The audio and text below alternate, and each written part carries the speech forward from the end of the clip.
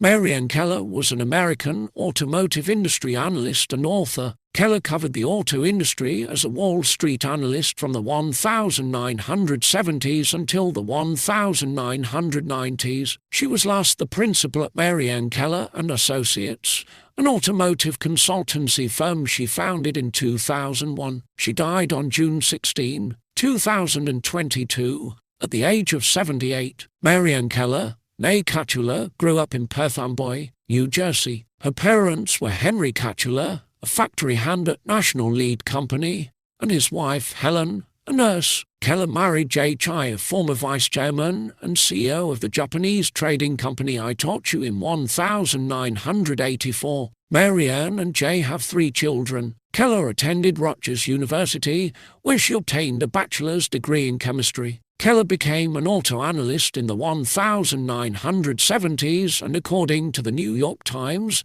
was the first woman to be an auto analyst in the United States. In 1989, she published Rude Awakening, The Rise, Fall and Struggle to Recover at General Motors, which predicted the rise of Japanese automakers to the detriment of the Detroit Three. The book won the Eccles Prize for Economic Literature from Columbia University. After leaving her position as a Wall Street analyst in 1999, Keller managed Priceline.com's automotive division and later started her own consultancy company in 2001.